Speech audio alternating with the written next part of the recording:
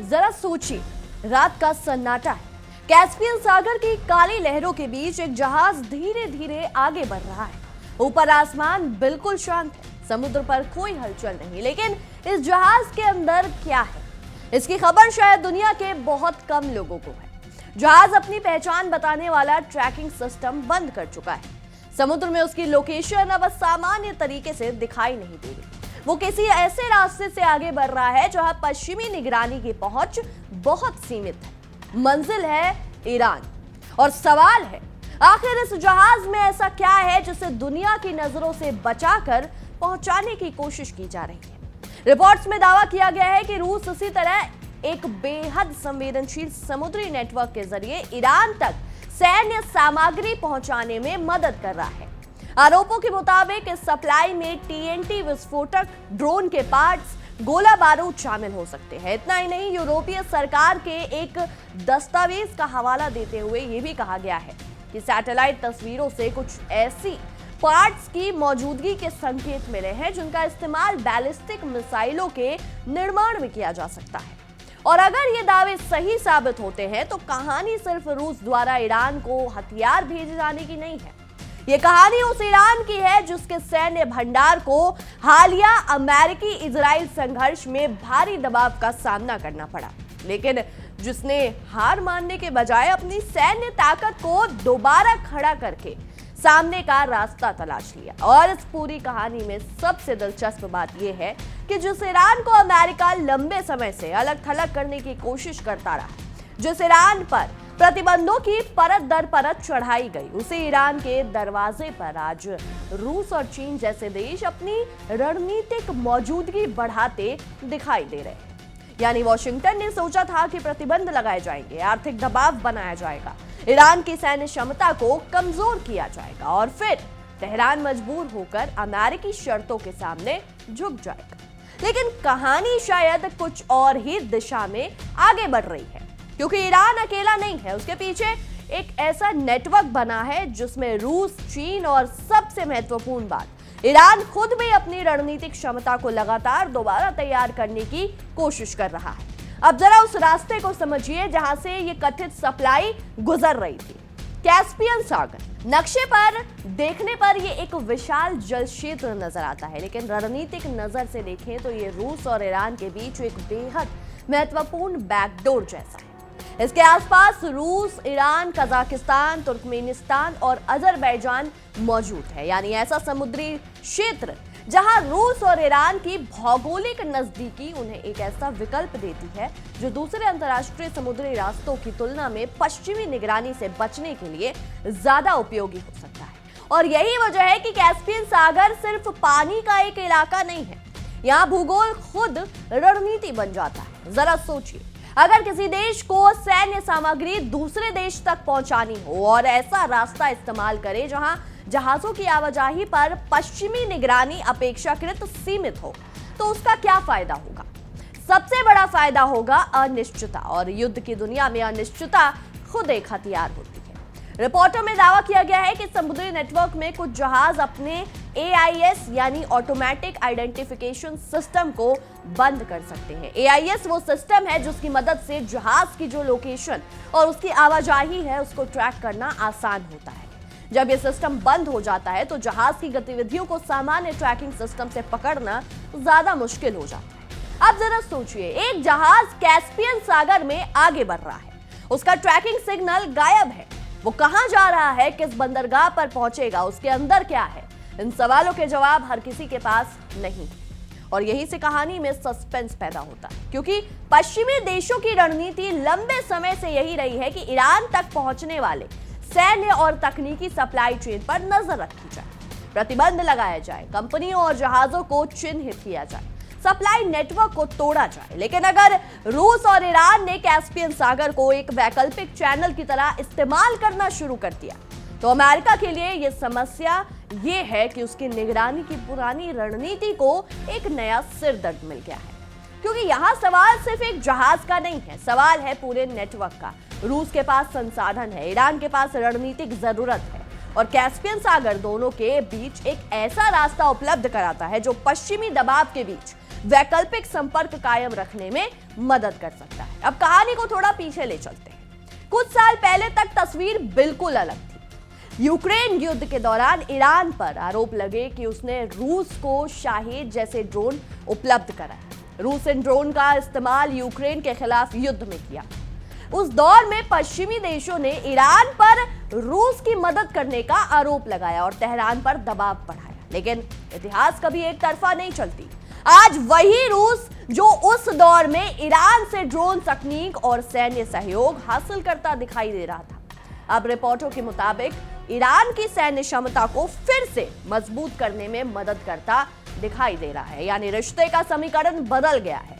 कल ईरान रूस की मदद कर रहा था, आज रूस ईरान की मदद कर रहा है। और इस रिश्ते को सिर्फ लेन देन के रूप में देखना शायद बहुत छोटी तस्वीर होगी, क्योंकि दोनों देशों के सामने एक साझा चुनौती है, पश्चिमी दबाव। रूस यूक्रेन युद्ध के कारण पश्चिमी प्रतिबंधों से घिरा हुआ है। ईरान दशकों से अमेरिकी प्रतिबंधों का सामना कर रहा है। दोनों जानते हैं कि पश्चिमी दबाव का सामना अकेले करना मुश्किल हो सकता है, इसलिए दोनों के बीच सैन्य और तकनीकी सहयोग बढ़ना सिर्फ एक हथियार की सप्लाई का मामला नहीं है, ये एक बड़े भू राजनीतिक बदलाव का हिस्सा है। और यही वो चीज है जो वॉशिंगटन को सबसे ज्यादा परेशान कर सकती है, क्योंकि अमेरिका की रणनीति लंबे समय से इस सोच पर टिकी रही है कि अगर ईरान को आर्थिक और सैन्य रूप से दबाव में रखा जाए तो उसकी क्षमता सीमित हो जाएगी। लेकिन अगर ईरान के पास रूस और चीन जैसे ऑप्शंस मौजूद हैं, तो प्रतिबंधों का असर वैसा नहीं रह जाता जैसा अमेरिका चाहता है। अब यहाँ एक और किरदार प्रवेश करता है, चीन, क्योंकि ईरान की कहानी सिर्फ रूस तक सीमित नहीं है। रिपोर्टों के मुताबिक ईरान अपनी बैलिस्टिक मिसाइलों और सैन्य तकनीक में रूस और चीन से मिलने वाले कुछ घटकों और तकनीक का इस्तेमाल कर रहा है। यानी तेहरान सिर्फ अपने पुराने हथियारों को ठीक नहीं कर रहा, वो अपनी पूरी रक्षा सप्लाई चेन को एक नए सिरे से व्यवस्थित यानी मैनेज करने की कोशिश कर रहा है। ईरान की ये रणनीति लंबे समय से दिखाई देती रही है, पश्चिम पर निर्भरता कम करो और पूर्व की तरफ संबंध मजबूत करो। इसे ही अक्सर ईरान की लुक ईस्ट रणनीति के संदर्भ में देखा जाता है। और इस रणनीति का मतलब सिर्फ रूस और चीन से हथियार खरीदना नहीं है, इसका मतलब है तकनीक, नेविगेशन, रडार, निगरानी क्षमता, मिसाइल उत्पादन और सैन्य औद्योगिक सहयोग के अलग अलग क्षेत्रों में विकल्प तैयार करें। रिपोर्टों में यह भी दावा किया गया है कि चीन से ईरान को बिदो नेविगेशन सिस्टम, रडार और निगरानी तकनीक जैसी क्षमताओं में सहयोग मिल रहा है। अगर यह सहयोग लगातार बढ़ता है तो ईरान की सैन्य क्षमता का एक बड़ा फायदा यह होगा कि वो सिर्फ किसी एक पश्चिमी तकनीक सिस्टम पर निर्भर नहीं रहेगा।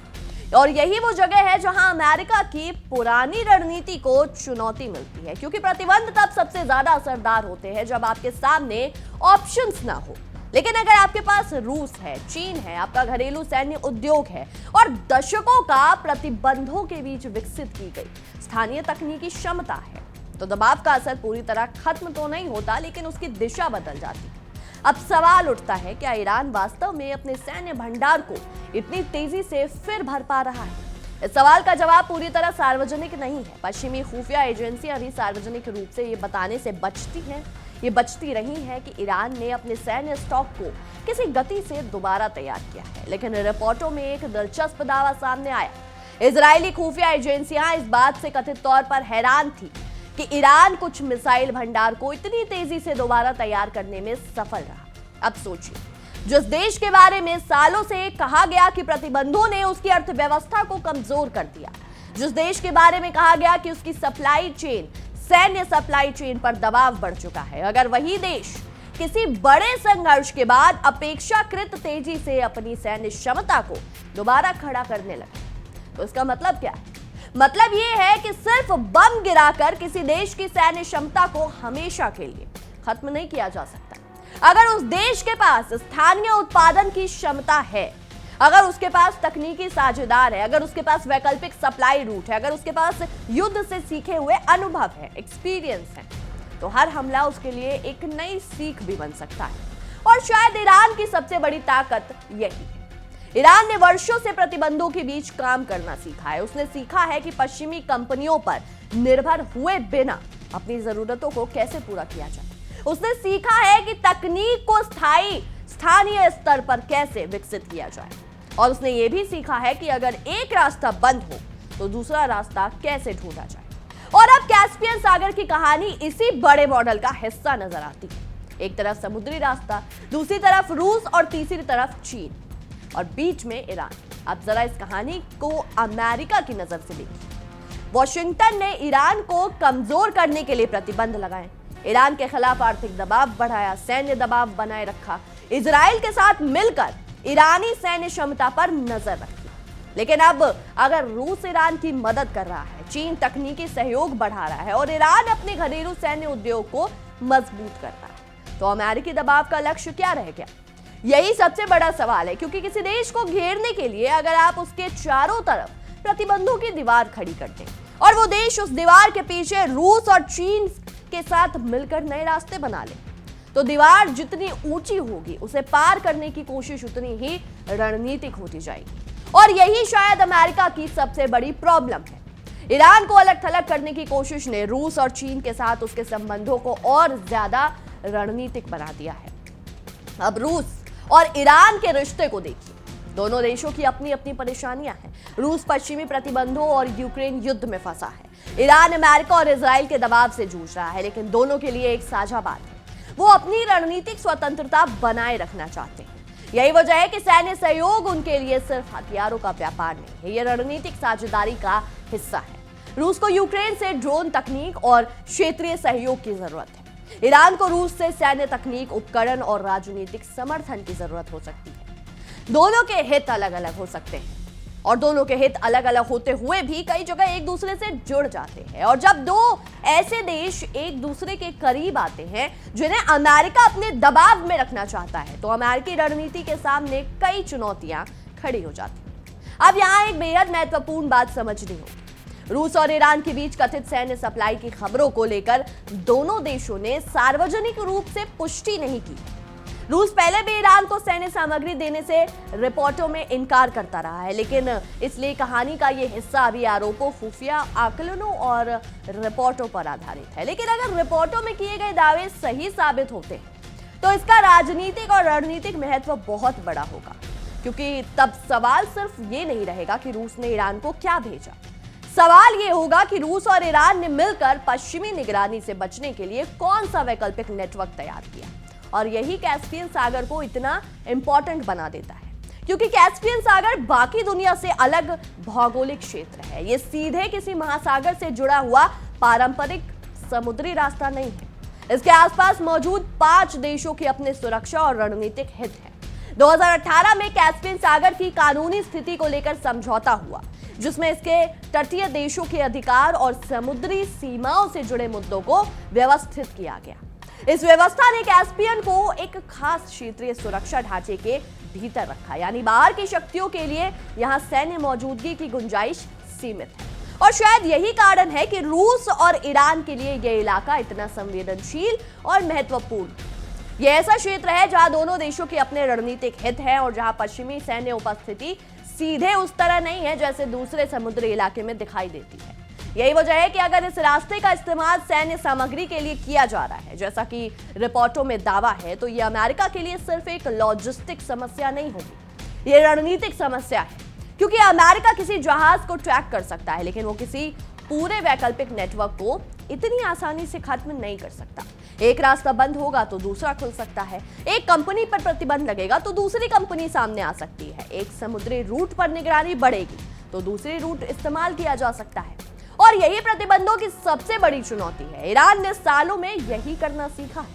अब कहानी फिर उसी रात के जहाज पर लौटती है, कैस्पियन सागर। जहाज की रोशनी दूर से दिखाई दे रही है, लेकिन उसका ट्रैकिंग सिस्टम शांत है। दुनिया के कुछ हिस्सों में बैठे निगरानी अधिकारी शायद उसकी गतिविधियों का अनुमान लगा रहे हैं और जहाज धीरे धीरे उस दिशा में बढ़ रहा है जहां ईरान के बंदरगाह है। अगर उस जहाज में सिर्फ सामान्य सामान है तो कहानी खत्म, लेकिन अगर रिपोर्टों में किए गए दावे सही हैं और उसमें सैन्य सामग्री है तो उस जहाज का सफर सिर्फ एक लॉजिस्टिक मूवमेंट नहीं है, वो एक संदेश है। संदेश कि प्रतिबंधों के बावजूद ईरान तक सप्लाई पहुंचाने के रास्ते मौजूद हैं। संदेश कि रूस और ईरान अपने बीच वैकल्पिक नेटवर्क बना सकते हैं और संदेश कि अमेरिकी दबाव के बावजूद ईरान अपनी सैन्य क्षमता को दोबारा खड़ा करने की कोशिश जारी रख सकता है। अब जरा इस तस्वीर को उस समय के संदर्भ में रखिए जब ईरान हालिया संघर्ष से गुजर चुका है। इजरायली हमलों में ईरान के अहम सैन्य और लॉजिस्टिक ढांचे को नुकसान पहुंचने की रिपोर्ट सामने आई है। बंदर अंजलि जैसे बंदरगाह और ईरानी नौसैनिक नेटवर्क से जुड़े कुछ ठिकाने भी प्रभावित हुए हैं। यानी ईरान के लिए सिर्फ मिसाइलों की संख्या कम होना समस्या नहीं थी, समस्या थी उन्हें बनाने के लिए जरूरी सप्लाई चेन को बनाए रखना, क्योंकि मिसाइल सिर्फ एक लॉन्चर से नहीं बनती, उसके पीछे पूरा औद्योगिक नेटवर्क होता है। धातु, electronics, navigation system, propulsion, sensor, control system और दर्जनों तरह के छोटे बड़े घटक। अगर इनमें से कुछ भी लगातार उपलब्ध ना हो तो उत्पादन की गति प्रभावित हो सकती है। इसलिए ईरान के लिए रूस और चीन से तकनीकी सहयोग सिर्फ हथियार हासिल करने का माध्यम भर नहीं है, यह अपनी उत्पादन क्षमता को बनाए रखने का तरीका भी हो सकता है। और यहीं से ईरान की असली रणनीति समझ आती है। ईरान शायद सिर्फ हथियार जमा करना नहीं चाहता, वो ऐसा सिस्टम तैयार करना चाहता है जिसमें हथियारों की सप्लाई रुकने पर भी उसका अपना उत्पादन पूरी तरह ना रुके। यही कारण है कि रूस और चीन से आने वाले पार्ट्स और तकनीक का महत्व बढ़ जाता है। अब अमेरिका के सामने असली चुनौती यही है। अगर वो सिर्फ मिसाइलों को रोकने की कोशिश करेगा लेकिन उनके पीछे की औद्योगिक सप्लाई चेन को रोक नहीं पाएगा तो ईरान फिर से उत्पादन शुरू कर सकता है।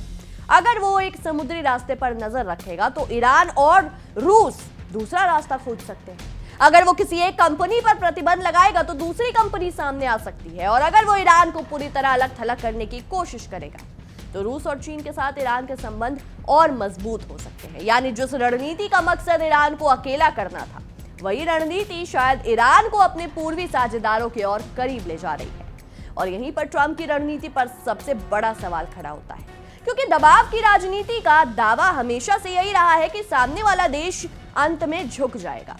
लेकिन अगर सामने वाला देश झुकने के बजाय नए साझेदार खोज ले, नई तकनीक हासिल कर ले, नए रास्ते बना ले और अपनी सैन्य क्षमता को दोबारा तैयार कर ले, तो फिर दबाव की सफलता को किस पैमाने से नापा जाएगा?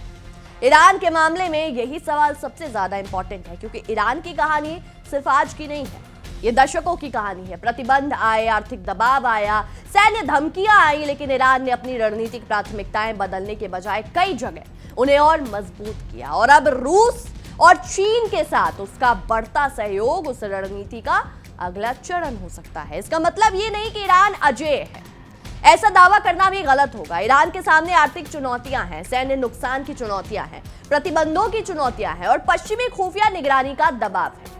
लेकिन फर्क यह है कि अब ईरान के पास पहले से ज्यादा विकल्प दिखाई दे रहे हैं और अंतर्राष्ट्रीय राजनीति में विकल्प ही ताकत होते हैं। जिस देश के पास सिर्फ एक रास्ता हो उसे दबाना आसान होता है, जिस देश के पास 5 रास्ते हो उसे दबाना मुश्किल हो जाता है। और ईरान शायद यही कर रहा है। एक रास्ता रूस के साथ, एक रास्ता चीन के साथ, एक रास्ता अपने घरेलू सैन्य उद्योग के जरिए और एक रास्ता उन समुद्री और लॉजिस्टिक नेटवर्क के जरिए जिन्हें पश्चिम पूरी तरह नियंत्रित नहीं कर सकता। यही वजह है कि कैस्पियन सागर की लहरें आज सिर्फ पानी की लहरें नहीं लगती, उनमें रूस और ईरान के बीच बन रहे एक नए रणनीतिक समीकरण की आवाज सुनाई देती है। और अगर रिपोर्टों में किए गए दावे सही साबित होते हैं तो आने वाले समय में यह समीकरण और मजबूत हो सकता है, क्योंकि रूस को पश्चिम से मुकाबला करने के लिए साझेदार चाहिए, ईरान को अमेरिकी दबाव का सामना करने के लिए साझेदार चाहिए, चीन को पश्चिमी तकनीकी और आर्थिक दबाव के बीच नए रणनीतिक नेटवर्क चाहिए। तीनों के हित हर मुद्दे पर एक जैसे नहीं हैं, लेकिन कुछ मोर्चों पर उनके हित एक दूसरे से जुड़े हैं। और यही दुनिया की बदलती भू राजनीति की सबसे बड़ी कहानी है। अमेरिका अभी भी दुनिया की सबसे शक्तिशाली सैन्य ताकतों में से एक है, इसे हम नकार नहीं सकते। उसके पास विशाल नौसैनिक क्षमता है, उसके पास दुनिया भर में सैन्य ठिकाने हैं, उसके पास अत्याधुनिक निगरानी सिस्टम है, उसके पास आर्थिक प्रतिबंध लगाने की ताकत भी है। लेकिन सवाल यह है कि क्या हर समस्या का समाधान ताकत से निकल सकता है? ईरान की कहानी शायद उसका जवाब दे रही है, और जवाब है नहीं। क्योंकि जब किसी देश पर लगातार दबाव बढ़ाया जाता है तो वो हमेशा घुटने नहीं टेकता। कभी कभी वो अपने आसपास नए गठजोड़ बनाता है, नए रास्ते खोजता है, नई तकनीक सीखता है और अपनी कमजोरी को रणनीतिक मजबूती में बदलने की कोशिश करता है। ईरान के साथ भी शायद यही हो रहा है, और इसलिए रूस का कथित सीक्रेट रूट इतना जरूरी हो जाता है, क्योंकि ये सिर्फ हथियारों की कहानी नहीं है, ये उस मानसिकता की कहानी है जिसमें ईरान कह रहा है अगर पश्चिम का रास्ता बंद करोगे तो हम पूर्व की तरफ रास्ता बनाएंगे, अगर एक सप्लाई लाइन बंद करोगे तो दूसरी खोजेंगे, अगर हमारे मिसाइल फैक्ट्री पर हमला होगा तो उत्पादन को दोबारा खड़ा करेंगे, और अगर अमेरिका दबाव बढ़ाएगा तो रूस और चीन के साथ सहयोग बढ़ाएंगे। यही वजह है कि आज कैस्पियन सागर के इस कथित बैकडोर को लेकर अमेरिका और उसके सहयोगियों की चिंता समझ में आती है, क्योंकि युद्ध सिर्फ मैदान में ही नहीं लड़े जाते, युद्ध सप्लाई चेन में भी लड़े जाते हैं, और जो देश अपनी सप्लाई चेन को सुरक्षित रख लेता है वो लंबे समय तक युद्ध लड़ने की क्षमता बनाए रखता है। यही इस पूरी कहानी का सबसे बड़ा सबक है। ईरान को कमजोर समझना शायद सबसे आसान गलती है, उसे हराने का दावा करना भी उससे आसान है, लेकिन ईरान को वास्तव में समझना मुश्किल है, क्योंकि ये एक ऐसा देश है जिसने दशकों तक प्रतिबंधों के बीच अपने सिस्टम को ढाला है, और जब जब रूस और चीन जैसे देश उसके साथ खड़े दिखाई दे रहे हैं तो उसके पास पहले से ज्यादा रणनीतिक ऑप्शंस मौजूद हैं। इस कहानी का सबसे बड़ा ट्विस्ट शायद यही है, जो अमेरिका ने ईरान को अलग थलग करने की कोशिश की और उसके दबाव ने ही ईरान और रूस को, चीन को एक दूसरे के करीब जाने की वजह भी दे दी। जिस अमेरिका ने ईरान की सैन्य क्षमता को सीमित करना चाहा, उसी चुनौती ने ईरान को अपनी घरेलू क्षमता डेवलप करने, विकसित करने के लिए मजबूर किया, और जिस पश्चिम ने ईरान की सप्लाई चेन पर निगरानी बढ़ाई, उसी दबाव के जवाब में कैस्पियन सागर जैसे ऑप्शन रास्तों का महत्व बढ़ जाता है। यानी कहानी में सबसे बड़ा सवाल यह नहीं कि रूस ईरान को क्या भेज रहा है, सबसे बड़ा सवाल यह है कि क्या अमेरिका अब भी मानता रहा है या अब भी मानता है कि वो सिर्फ प्रतिबंधों और सैन्य दबाव के जरिए ईरान की रणनीतिक दिशा तय कर सकता है। क्योंकि फिलहाल तस्वीर कुछ और ही कहती है। ईरान दबाव में है लेकिन अकेला नहीं है, उसके सैन्य भंडार को नुकसान पहुंचा है लेकिन उसकी उत्पादन क्षमता खत्म नहीं हुई है, उसके खिलाफ प्रतिबंध है लेकिन रूस और चीन उसके साथ रास्ते खुले हुए हैं, उस पर निगरानी है, लेकिन कैस्पियन सागर जैसे क्षेत्रीय नेटवर्क उसके लिए वैकल्पिक रास्ते पैदा कर सकते हैं। और यही वजह है कि आज अगर कोई कैस्पियन सागर के शांत पानी को सिर्फ एक सामान्य समुद्री क्षेत्र समझ रहा है तो शायद वो इस कहानी का सबसे महत्वपूर्ण हिस्सा मिस कर रहा है, क्योंकि कभी-कभी इतिहास की सबसे बड़ी रणनीतिक चालें तोपों की आवाज के बीच नहीं बल्कि बिल्कुल खामोश समुद्र में चलती है। एक जहाज आगे बढ़ता है, ट्रैकिंग सिग्नल गायब होते हैं, एक बंदरगाह पर पहुंचता है और वहां से किसी देश की सैन्य क्षमता फिर से खड़ा करने वाली सप्लाई आगे बढ़ जाती है। और अगर रिपोर्टों में दावा किया गया जो भी आरोप है तो आज यही वो कहानी है जो रूस और ईरान के रिश्तों के पीछे छिपी हो सकती है। और अगर ये नेटवर्क आने वाले समय में और मजबूत होता है तो अमेरिका के सामने सिर्फ ईरान नहीं होगा, उसके सामने रूस, चीन, ये लोग सामने होगा एक ऐसा क्षेत्रीय नेटवर्क जो पश्चिमी दबाव से बचने के नए रास्ते तलाश रहा है, और सामने होगा एक ईरान जिसने शायद ये तय कर लिया है कि वो किसी भी कीमत पर अपनी रणनीतिक स्वतंत्रता नहीं छोड़ेगा। बहरहाल हमारी आज की इस विशेष रिपोर्ट में इतना ही। आपकी इस विषय में क्या कुछ राय है, क्या कुछ सोचते हैं, हमें कमेंट सेक्शन में जरूर बताएं। तब तक के लिए देखते रहिए इंडिया डेली 24/7। देखिए इंडिया डेली 24/7 अब आपकी स्मार्ट टीवी पर। इंडिया डेली मौजूद है सभी डिजिटल प्लेटफॉर्म पर लाइव और लगातार। इंडिया डेली 24/7 हर दिन राष्ट्र को समर्पित।